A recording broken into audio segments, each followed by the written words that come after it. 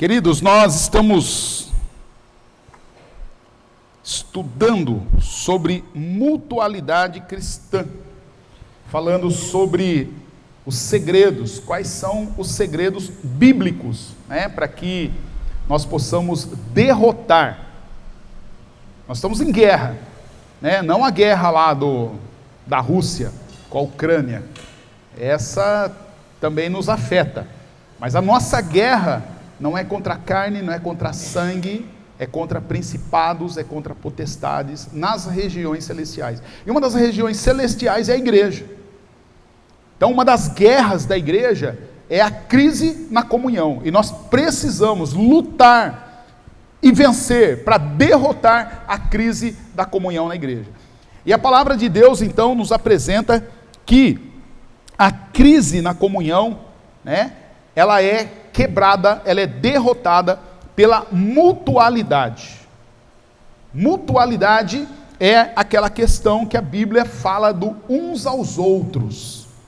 Nós sempre, vivemos uns para os outros, amamos uns aos outros, servimos uns aos outros, nós obedecemos uns aos outros, nós ajudamos uns aos outros, nós exortamos-nos uns aos outros. Queridos, isso é tão importante, porque se nós pararmos para notarmos, na palavra de Deus ela vai apresentar tudo que está na palavra de Deus é importante, mas quando algo é apresentado na Bíblia mais que uma vez, então isso se torna mais importante. Quando aparece lá 3 vezes, como a santidade de Deus, a ênfase majestática ali na santidade de Deus, então é importantíssimo. Agora a mutualidade, para você ter ideia da importância disso, aparece na Bíblia 52 vezes. Você acha que se algo que está na Bíblia, que é importante, aparece uma vez, dá para a gente deixar de lado? Não dá. Se aparece 2, nós podemos deixar de lado? Se aparece 3, nós podemos deixar de lado? E se aparece 52? Aí, meu querido, faça de tudo para obedecer, porque senão vai ser complicado. Então, a igreja, querido, ela manifesta a sua comunhão com Deus, e manifesta a sua comunhão entre os irmãos, por meio da mutualidade. Uma igreja que não se propõe a participar, a ter comunhão, a ser mútua, ela primeiro não pode ser chamada igreja. E se ela se denominar igreja, não pode ser de Jesus. Porque a igreja de Jesus, ou na igreja de Jesus, a comunhão se traduz em mutualidade. E nós podemos afirmar, com certeza, como nós temos falado até aqui, mutualidade é a vida da igreja. A mutualidade, ela é o coração da igreja, ela está no cerne da igreja. Então nós já vimos, que Jesus é a base da igreja. Jesus é o alicerce, Jesus é a rocha sobre o qual nós estamos construídos.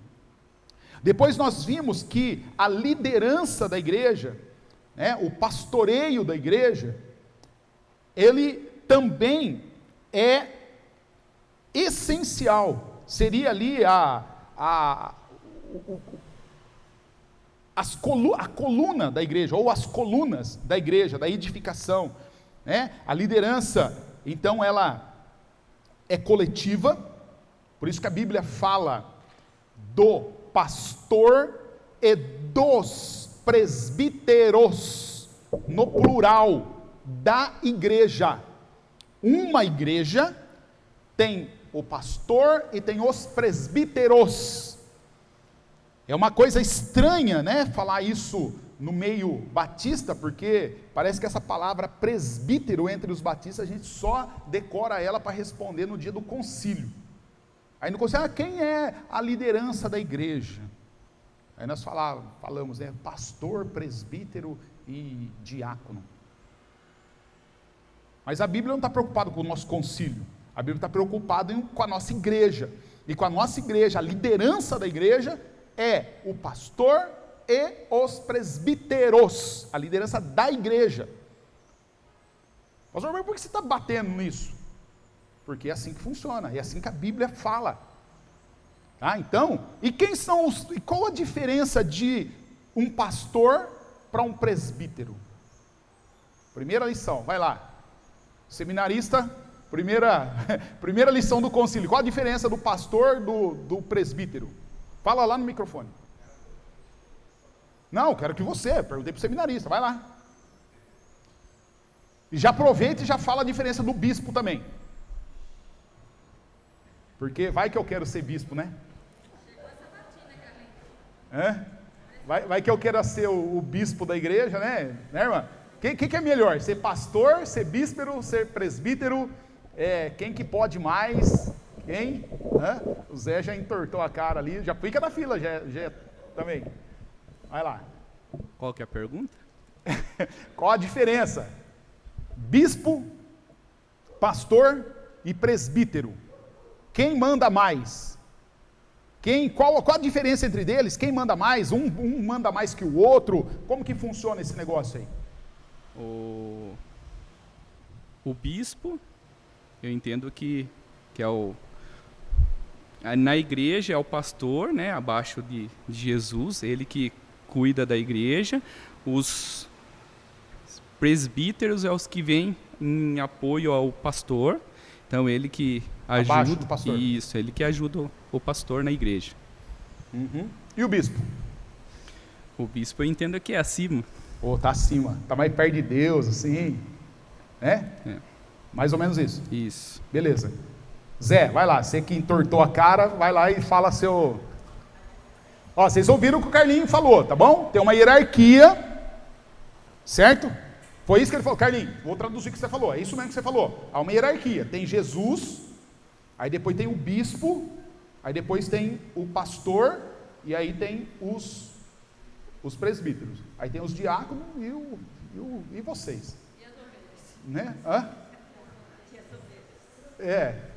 Fala, Zé. Bom, pastor, o que eu entendo assim é que apesar dos nomes, né, pastor, presbítero, diáconos, a função praticamente acho que é a mesma, assim, aquilo que um faz, os outros também fazem. Eu creio que apesar da distinção aí, todos têm funções iguais, né? Minha opinião é essa. Chique. Alguém mais quer falar alguma coisa? Vai lá, Jorge. Jorge baixou a cabeça, levantou a cabeça, concorda, discorda esse negócio, ficou em dúvida. Vai descobrir agora. Então vai lá, eu quero saber o que você pensa. Fala primeiro lá. Eu e quem vai assistir depois.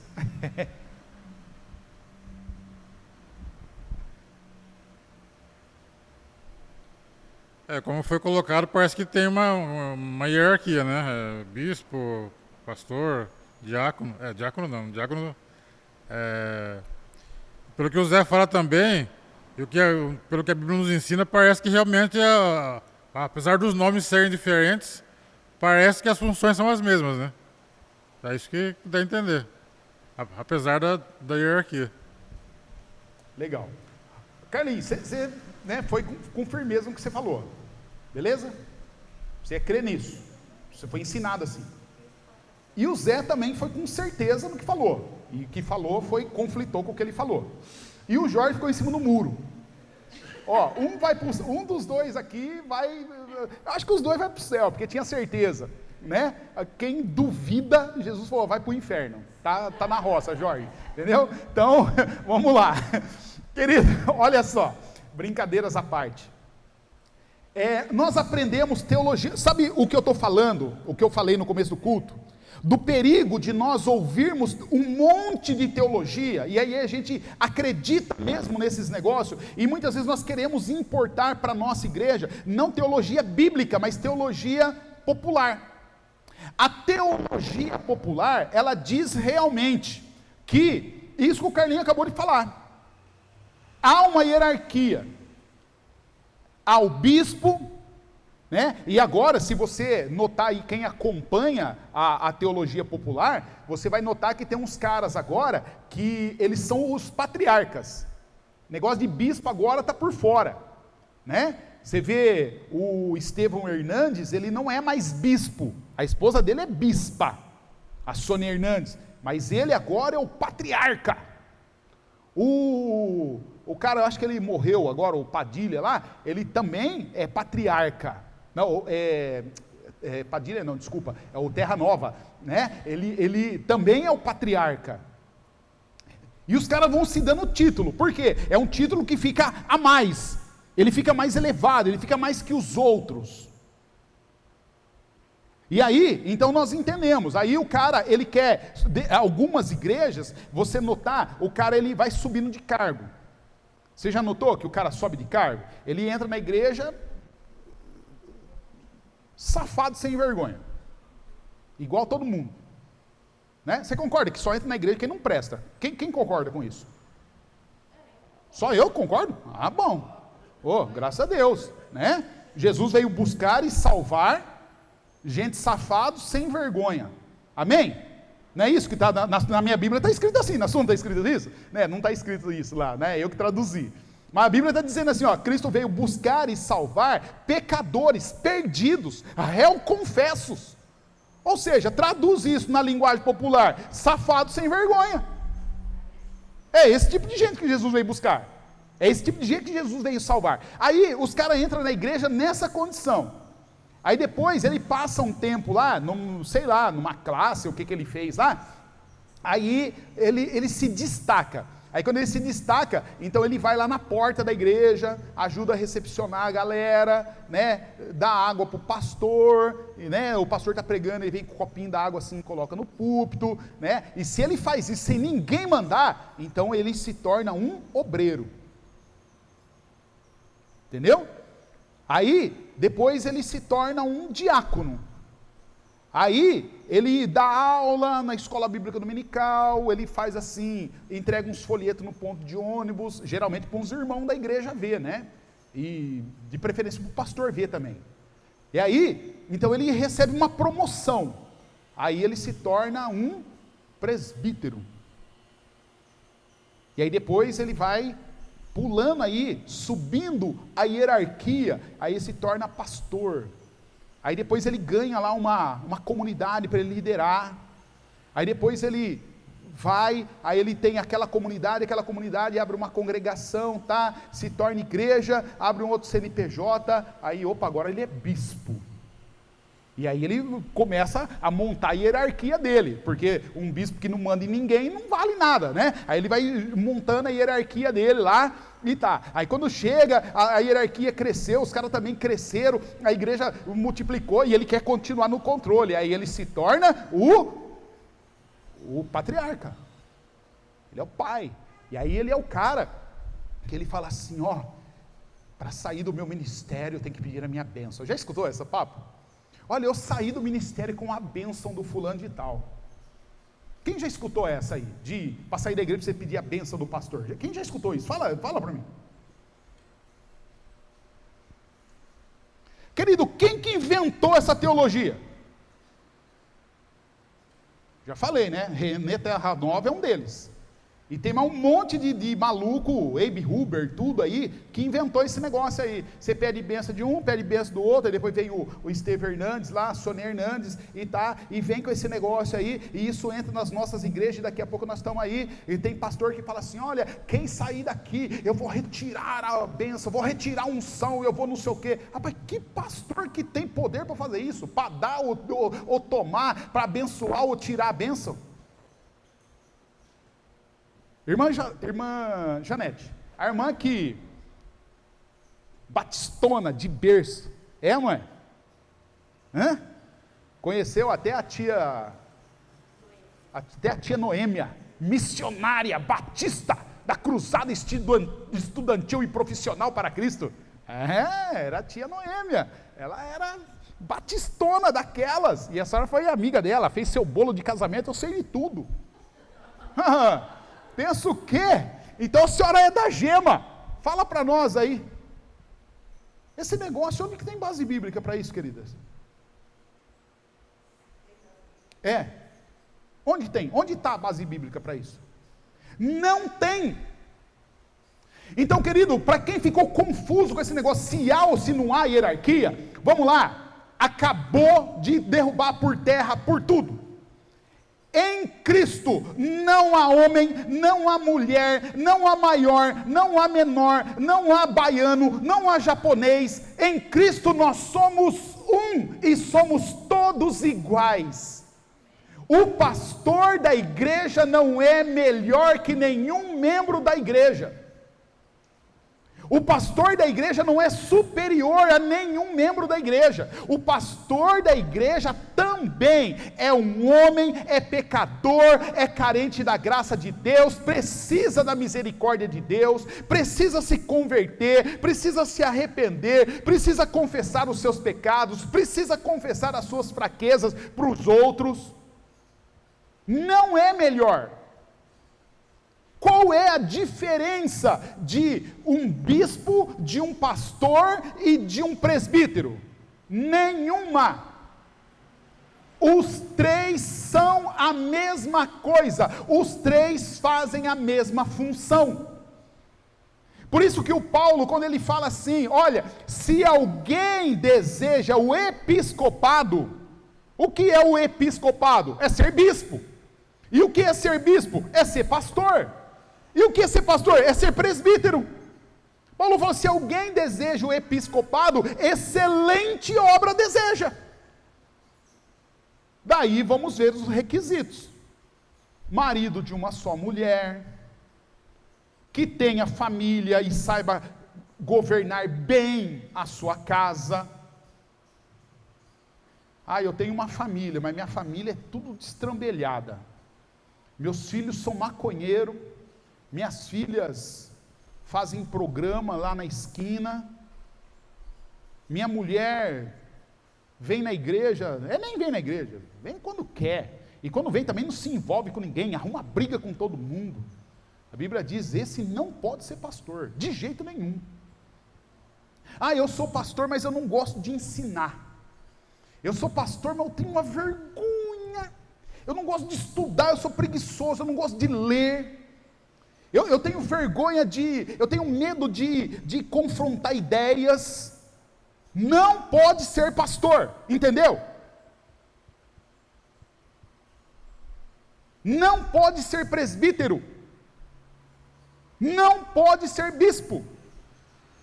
É por isso que o Paulo fala ao Timóteo, Timóteo, eu vou te deixar na igreja para que você institua e ordene homens de Deus, que tenham o dom, tenham o chamado, tenham a vocação para o presbitério, mas não imponha as mãos precipitadamente sobre ninguém. Você só vai pôr as mãos sobre homens que você vai ensinar, você vai transmitir o conhecimento, esses homens vão ensinar a outros, que vão ensinar a outros, que vão ensinar a outros, que vão ensinar a outros. Você entende que a questão principal é o ensino, e nós precisamos disso, querido. Então, agora, isso é a importância da igreja, da liderança da igreja. Então, a liderança da igreja, ela tem que servir de exemplo, ela tem que estabelecer as estruturas do ministério, a liderança tem que manter a disciplina e tem que restaurar os disciplinados. Eu sou pastor da igreja, eu ensino que é uma maravilha, eu subo no púlpito, eu viro um monstro, mas depois lá eu deixo rolar, do jeito que vem, vai, se não vier também, não tem importância, não corrijo, deixo cada um fazer o que quer.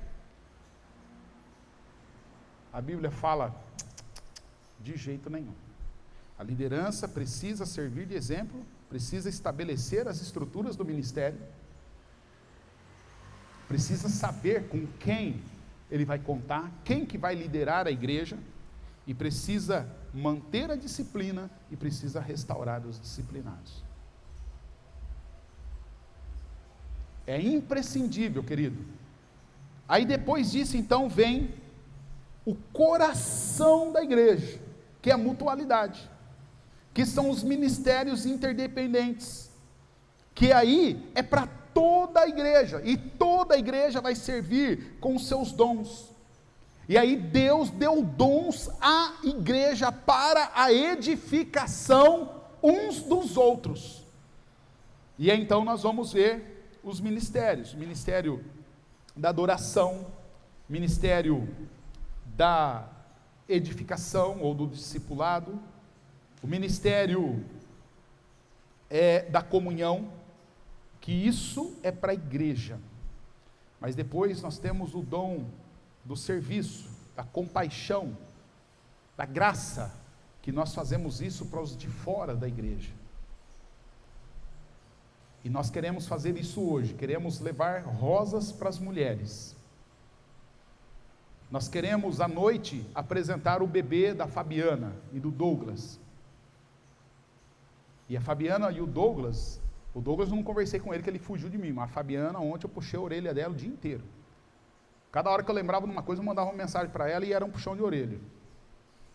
Falei para ela: você precisa se reconciliar com Jesus, você voltar para Jesus. Você quer a bênção de Deus? Você acha que a apresentação de bebê na igreja vai resolver seu problema? Seu problema só se resolve com obediência. Você precisa se arrepender, você está em pecado, você precisa se arrepender, precisa casar. Estou aqui para a gente andar junto. Vamos apresentar o bebê. Vamos fazer tudo com carinho. Então hoje, se você se prepara, que eu vou pregar 2 vezes hoje. Amém? Vou pregar para os pais sobre bebê, que ela, para os pais, né, para os dois, Fabiana e Douglas, e vou, que é para a igreja também, e vou pregar para a igreja também. Porque nós precisamos, querido, pregar a palavra. Nós precisamos agir com graça, com compaixão, mas precisamos evangelizar, mas precisamos manter a disciplina e precisamos restaurar o disciplinado. Nós não podemos deixar a pessoa e achar que porque ela está vindo na igreja, está tudo bem. Não, não está bem não. A palavra de Deus diz: se, é uma condicional, é se confessarmos os nossos pecados, é só então, e só então se confessarmos os nossos pecados, é que Ele é fiel e justo. Aliás, Ele é fiel e justo o tempo todo, tá bom? Essa não é uma condição, essa é uma afirmação, essa é a condição que não muda. Deus é fiel e justo. Agora, se nós confessarmos os nossos pecados, então Ele vai fazer o que é justo, de acordo com o que Ele é. Ele vai fazer o quê? Vai perdoar os nossos pecados e vai purificar a nossa injustiça. Mas se confessarmos o nosso pecado. Por isso, querido, se a gente prega um evangelho que não fala de pecado, não fala de conversão de pecado, não fala para a pessoa: você precisa se arrepender. Até porque, qual foi a mensagem central desde o Antigo Testamento? Alguns, que tem aquela ideia de que o Antigo Testamento pregava uma coisa, o Novo Testamento prega uma coisa, e agora as mensagens são diferentes. Nós já ouvimos isso várias vezes, certo? No Antigo Testamento pregava a lei, no Novo Testamento prega a graça. Quem falou uma tonteira dessa?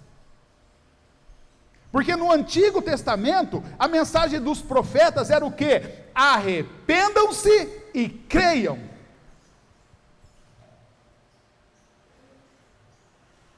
Não é arrependam-se e cumpra um roteiro de coisa. Sempre foi pela fé, sempre foi pela graça. Todo o Antigo Testamento, a mensagem de todos os profetas era: arrependam-se e creiam. Aí quando vem Jesus ele começa, olha, eu estou aqui e preciso ir lá para pregar a mensagem do arrependimento. Ele veio para os seus e os seus não o receberam. Como que não receberam? Não creram no seu nome. Mas a todos os que creram, a esses deu-lhes o poder de serem feitos filhos de Deus, a saber, creram no seu nome. O texto que nós lemos hoje está dizendo, quando o Espírito Santo vier, ele vai julgar o mundo quanto ao seu erro mau. E qual é o seu erro mau? Não o pecado básico, se recusar a crer em mim. Você entende como isso é importante? Aí vem os apóstolos, e os apóstolos, ele começa a ensinar a igreja. E o que os apóstolos ensinam a igreja? Arrependam-se e creiam. Debaixo do céu, nenhum outro nome foi dado entre os homens, pelo qual importa que sejamos salvos. Todo aquele que clamar o nome de Jesus será salvo. Então, onde que mudou a mensagem? Quando o João está terminando ali o Apocalipse, Jesus fala, João fala para a igreja, quem tem ouvidos, ouça o que o Espírito diz à igreja. Nunca mudou. Jesus é o mesmo, ontem, hoje e eternamente. Ele não era um no Antigo Testamento, e agora ele é outro no Novo Testamento, e agora, ainda que o mundo se diz pós-moderno, progressista, não sei o quê, Deus não mudou em nada. Deus não está lá preocupado com pós-modernidade e com progressismo. Ele continua, lembra o que nós cantamos agora? Ele continua sendo Deus. Ele continua eternamente. Amém. Ele não muda. Querido, e quando a igreja faz tudo isso, isso culmina no quê? Na glória de Deus. O alvo da igreja é glorificar a Deus. Muitas vezes nós queremos uma igreja na qual nós possamos nos sentir bem, uma igreja no qual nós possamos ficar à vontade, uma igreja na qual nós não sejamos incomodados, uma igreja na qual nós não seremos confrontados, uma igreja no qual eu venho do jeito que eu estou e fico do jeito que eu estou. Afinal de contas, eu nasci assim, eu vivi assim, vou morrer assim, Gabriela. E Jesus fala, de jeito nenhum. Venha como você está, mas Jesus vai te transformar em quem Ele planejou você para ser. E Ele não planejou você para ser do jeito que você está, porque você está do jeito que você está, mas você não é a criação de Deus. Deus não te criou assim. Deus criou você para ser conforme a imagem, conforme a semelhança dele. Só que o pecado tem deturpado, tem deformado você. E aí, querido, então, nós, antes de chegarmos na glória de Deus, nós falamos do propósito de evangelismo, que é o propósito por meio do qual nós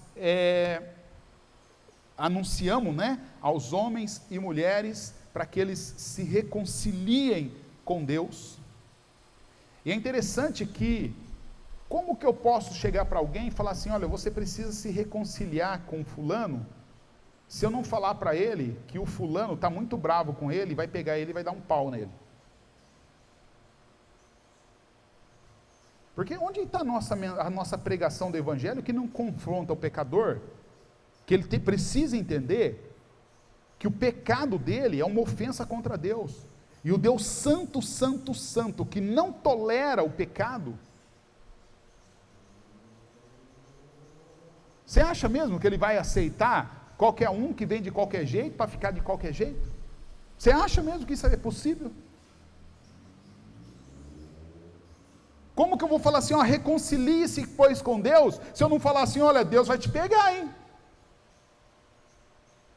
Porque eu só posso falar para alguém, olha, é melhor você se reconciliar, porque se eu amo muito essa pessoa, e eu mesmo não posso fazer nada por ela, porque senão eu apanho junto, então eu vou falar assim, ó, sabe aquele cara lá? Do tipo assim, ó, a Luana. Fica em pé, Luana, faz favor. Fica em pé, Zé. Luana, sabe aquela treta sua com o Zé? Olha o tamanho do Zé. Ele falou que vai te pegar. E aí, você vai encarar? Hã? Vai encarar o Zé? Hã? Você vai? Ó, quem não está assistindo, vem cá os dois aqui na frente, aqui, ó, para ver. Para ver, vem cá, Luana. Olha isso. Aí. Dá um abraço nela, Zé, assim, só para a gente sentir o drama. Olha isso. Sumiu a Luana. Você entendeu? Você vai encarar o Zé? Então eu tenho uma proposta para você, ó, Luana. Você quer ficar de boa? Ó, o Zé chamou um amigo que vai representar Jesus. Vem cá. Você, Matilde, vem cá. Ó, só há um jeito de você fazer as pazes com o Zé. É se você falar, Matilde, me ajuda. Porque, ó, eu dei uma pisada na bola grandona com o Zé e o Zé falou que vai me pegar.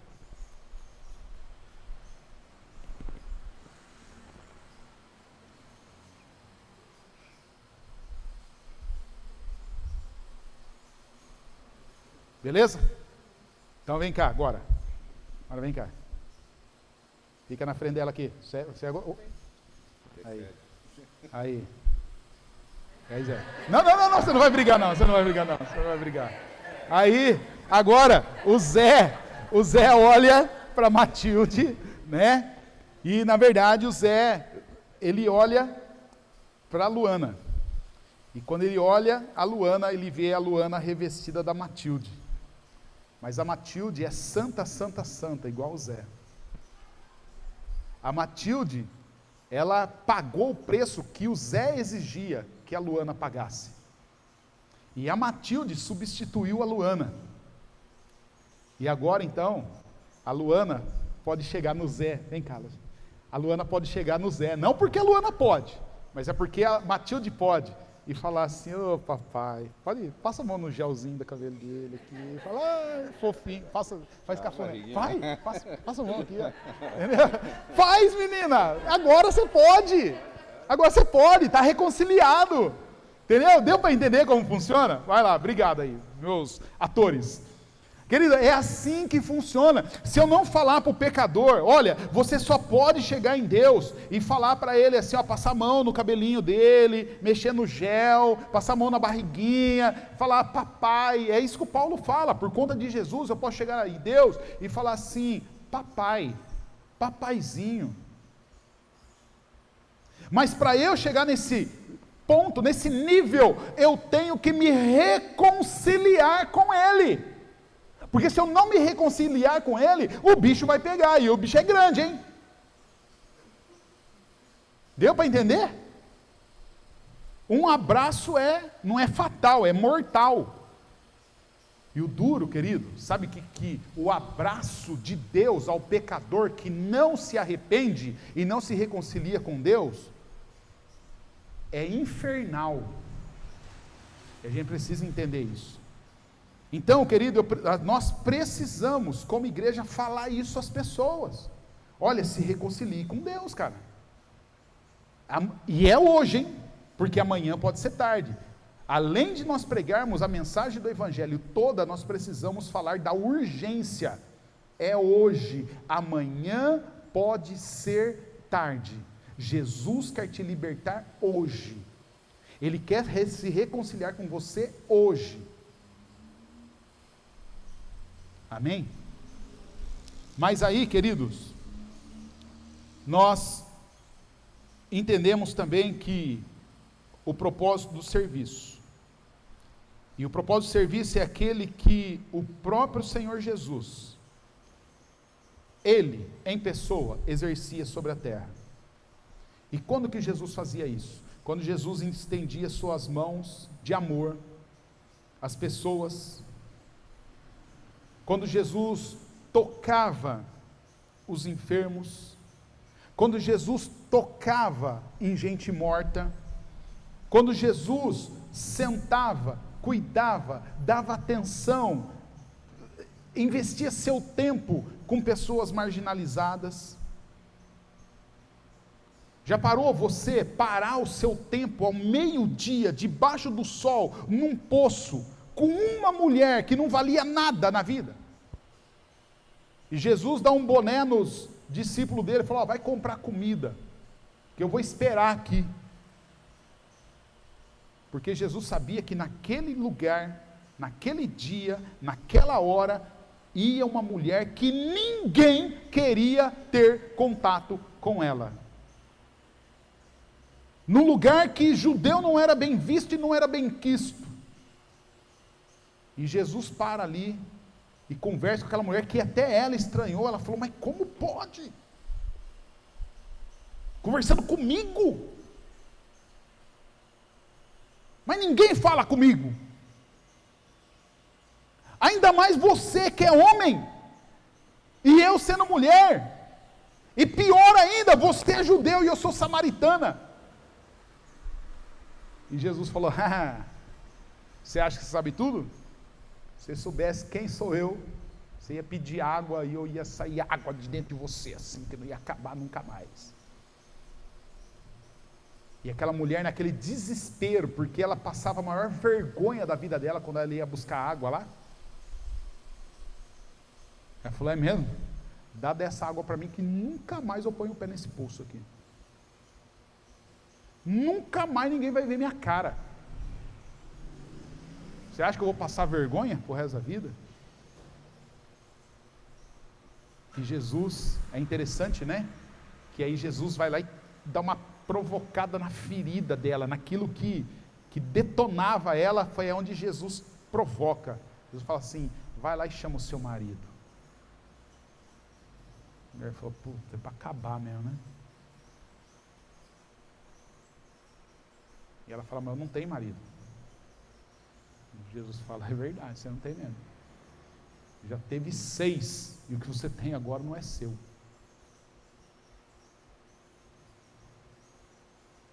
Pensa na provocada, queridos. Se Jesus evangelizava desse jeito, quem sou eu e você para evangelizar de jeito diferente?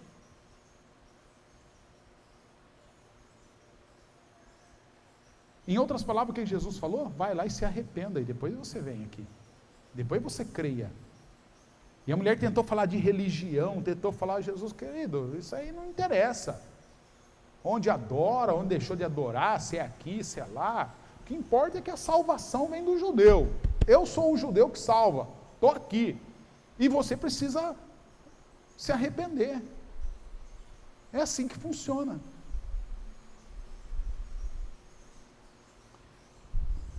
Querido, Jesus, depois, num outro momento, Jesus vai lá em Gadara, num cemitério. É interessante que o judeu, ele não chegava perto de coisa morta, muito menos de gente morta.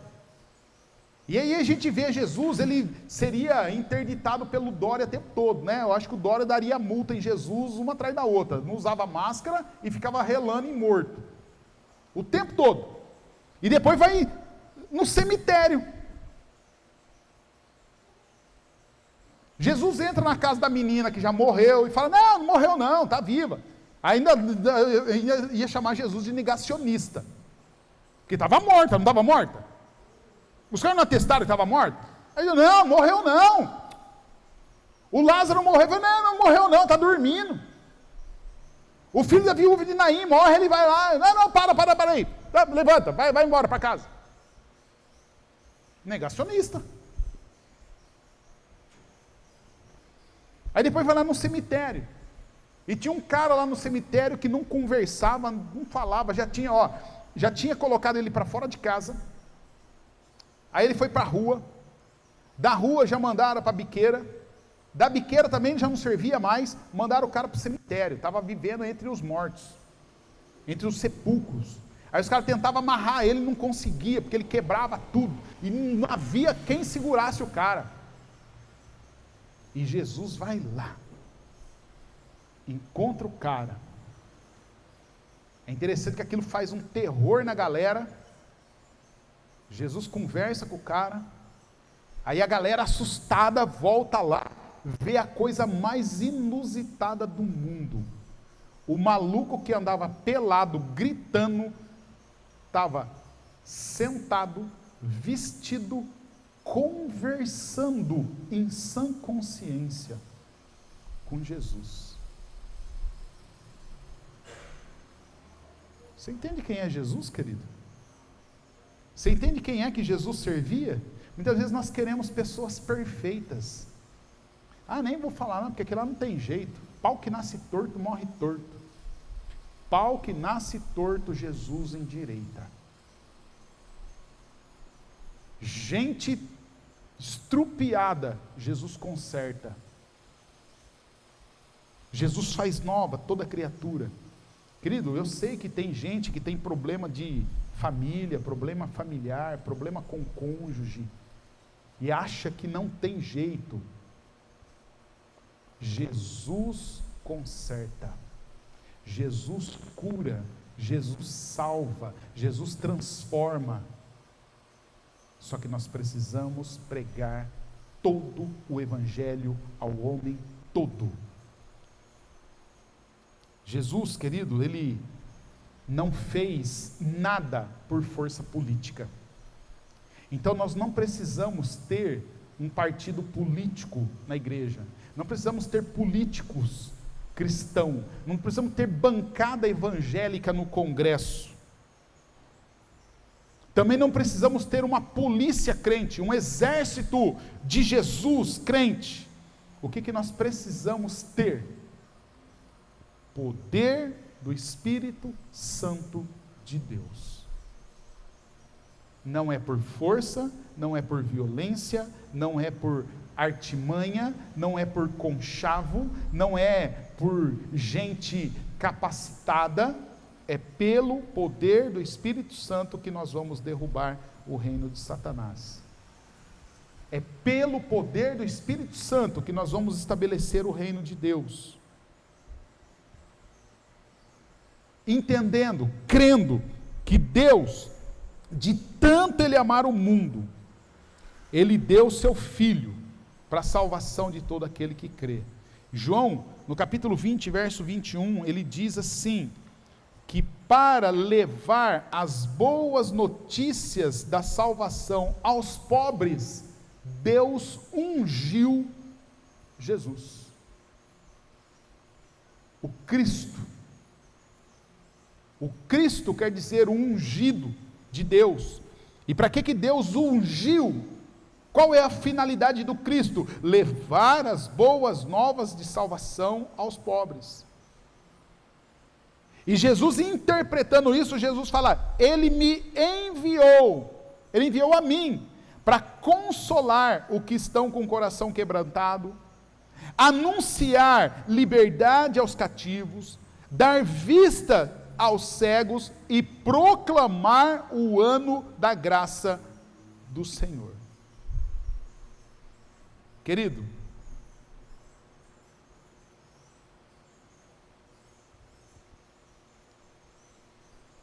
o mesmo Espírito que enchia Jesus, o mesmo Espírito que capacitava Jesus, o mesmo Espírito pelo qual Jesus fazia o que fez,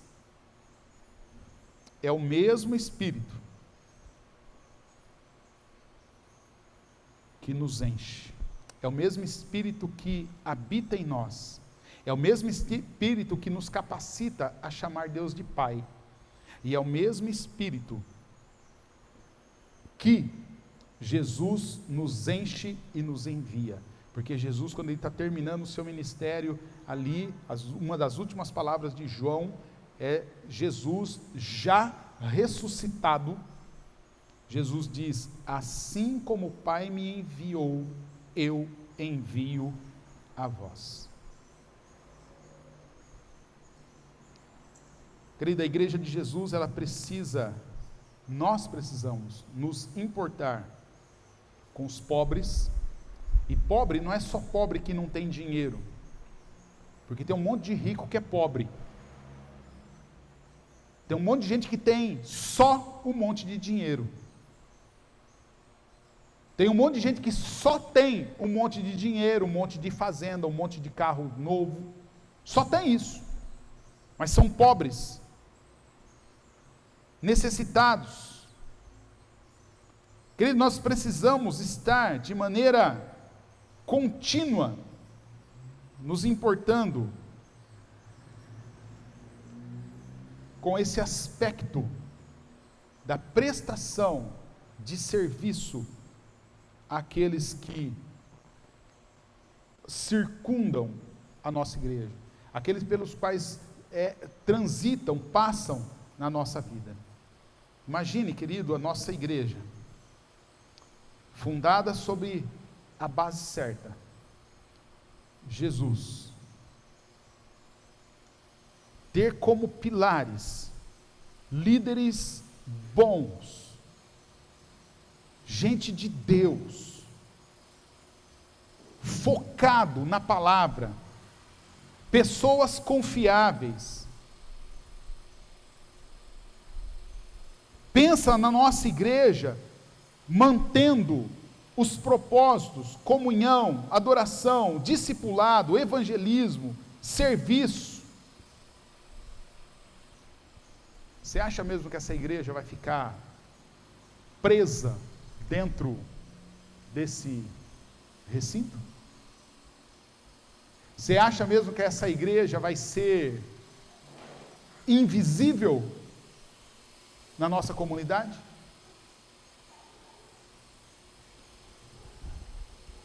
Querido, se uma igreja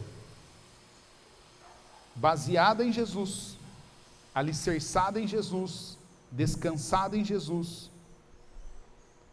com líderes temente a Deus, com seus propósitos funcionando,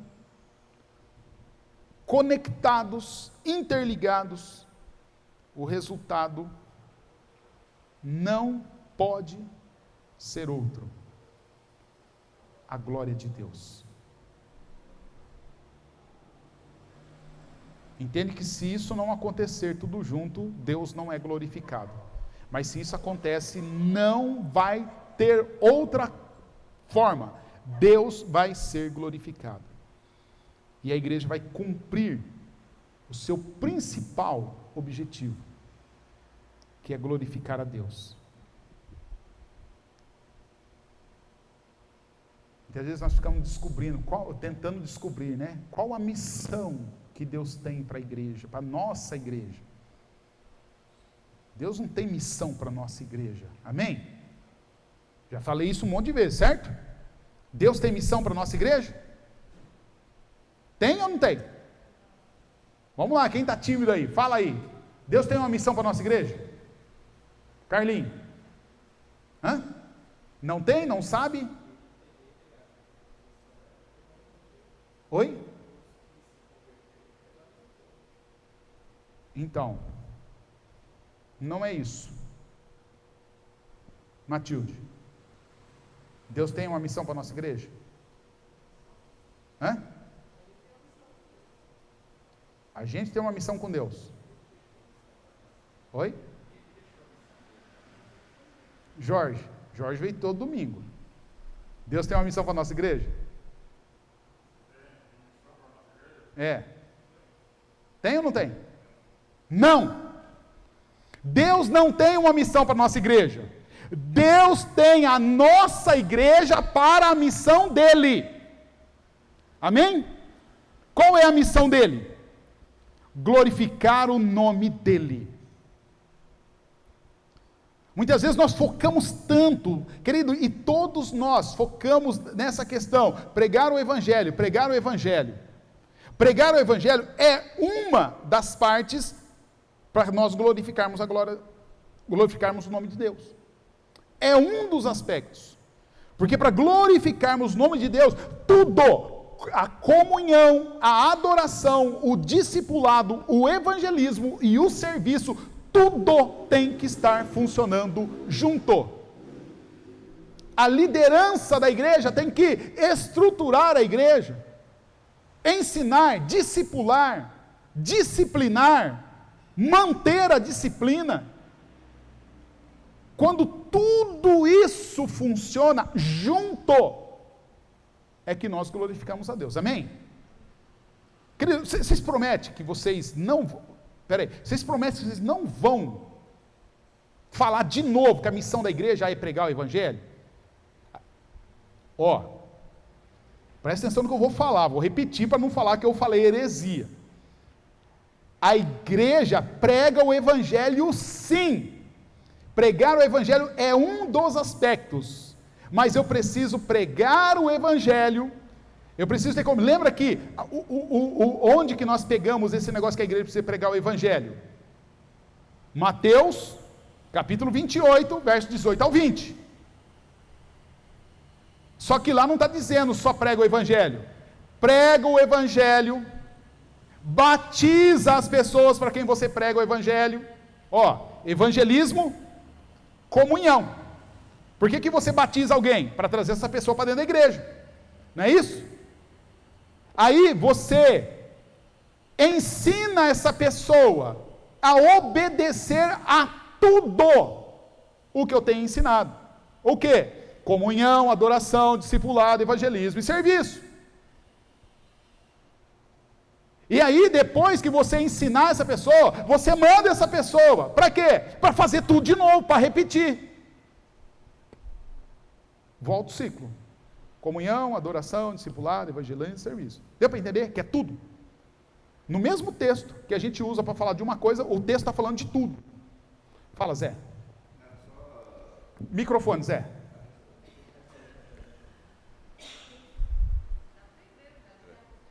Só para ratificar aquilo que o pastor falou, tanto é que na oração do Pai Nosso, já ensina a glorificação do nome de Deus, né? Pai Nosso, que está no céu, santificado, né? Ou seja, o vosso nome. Então, tanto é que na oração do Pai Nosso já pede isso, né? Para glorificarmos o nome de Deus. Legal. Vamos lá? Quero terminar lendo Efésios, capítulo 3, verso 20 e 21. E agora, glória seja dada a Deus, pelo seu grandioso poder operando em nós. É capaz de fazer muito mais do que jamais ousaríamos pedir ou mesmo imaginar. Infinitamente além das nossas mais altas orações, dos nossos mais altos anseios, dos nossos mais altos pensamentos ou das nossas mais altas esperanças. A Ele seja dada glória para todo o sempre, por todas as gerações, na igreja, por meio de Jesus Cristo. Amém. Querido, eu acho que eu ficaria mais 1 hora falando só desse texto aqui, para tentar te convencer, através desse texto, da importância da igreja e de todos os propósitos na igreja. Porque olha que interessante, muitas vezes eu posso dizer assim: eu posso glorificar a Deus, e já ouvimos isso, eu glorifico a Deus na minha casa, eu glorifico a Deus no meu jeito, eu glorifico a Deus lá no meu cantinho.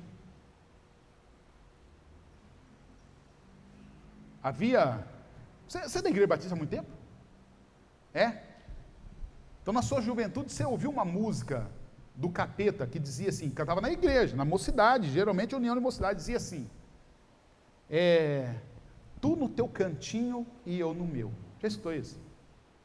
Não escutou essa? Você não é batista bom. Mas já escutou? Já escutou?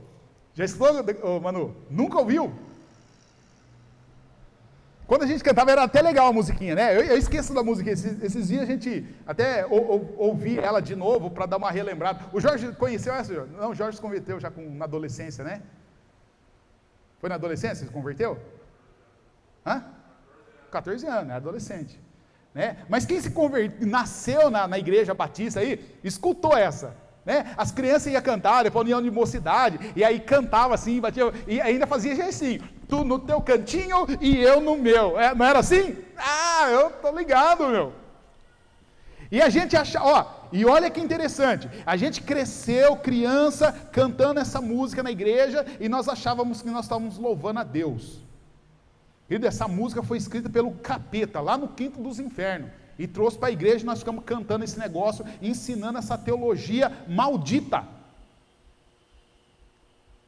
Que tu no teu cantinho e eu no meu, é todos nós juntos na igreja de Jesus. Nada de tu no teu cantinho e eu no meu, não existe isso.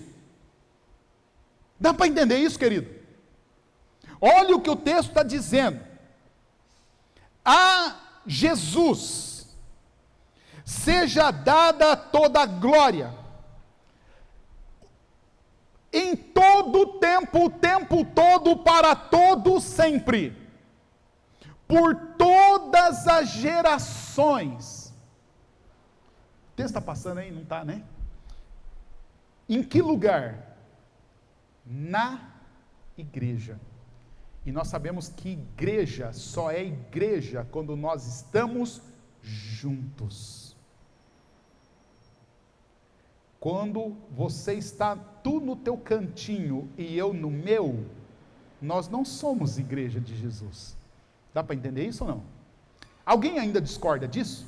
Eu estou falando isso com tanta insistência que de repente, né, alguém está discordando disso. Quem aqui que está me escutando falar isso? Janeiro inteiro eu falei isso, fevereiro inteiro eu falei isso, e já estamos na segunda semana de março eu estou falando isso.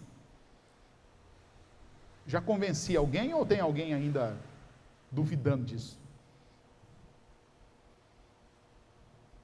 Ninguém está duvidando? Então vamos lá. Na igreja, por meio do Cristo, você não glorifica a Deus você no seu cantinho e eu no meu. Que Deus nos abençoe. Amém? Tenha um bom almoço e volte 5h30, 17h30, para nós entregarmos flores, as rosas que Jesus quer colher nesse jardim chamado o que aqui? Como chama esse bairro aqui? Monte Rei. Né? Então que Deus nos abençoe. Amém? Oi? Monte Cristo, é Monte Rei. Então vamos orar a Deus. Simone, vem orar. Venha nos despedir em nome de Jesus.